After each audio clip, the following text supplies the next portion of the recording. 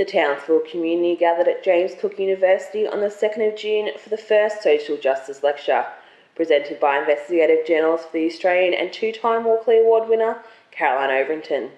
The lecture, titled Little Victims, discusses how government policy affects children. Removing a child is supposed to be the last resort when a child is at risk of harm. But it isn't.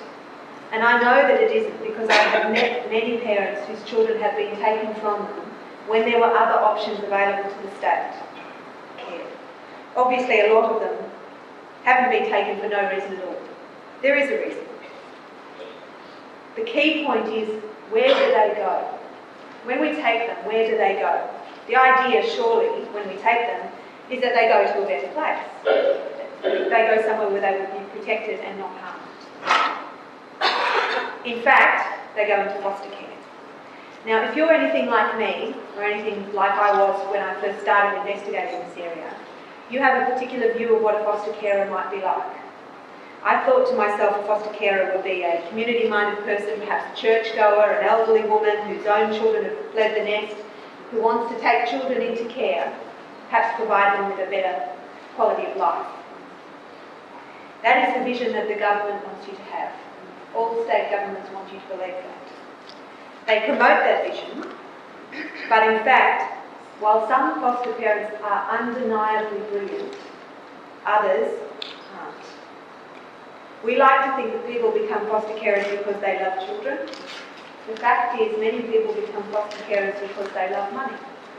To that end, I'd like to show you this photograph of Deborah Melville. Deborah is a real child. She was 12 years old when this photograph was taken. She was living with a foster carer, a family member, whose name was Denise Reynolds in the Northern Territory.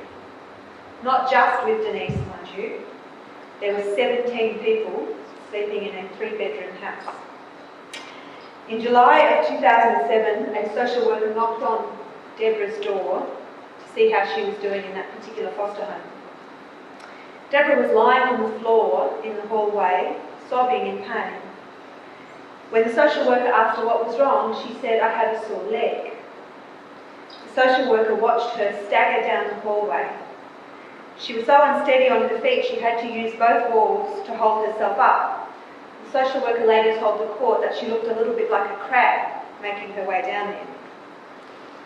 Sometime later that day, Deborah made her way out into the backyard, where she collapsed in the dirt next to a trailer. Some of the other 17 children in the house came out with cups of water, which they put to her lips. But Deborah was dying. And by the end of the day, she was in fact dead. That sore leg that she had was broken. It had been broken for 3 weeks. She hadn't been given any treatment at all, and she hadn't seen a doctor in the entire time. The autopsy showed that infection had set into the break, and her leg was filled with 1.5 litres of pus. Septicemia had formed in all her organs, and she died in the dirt outside her house.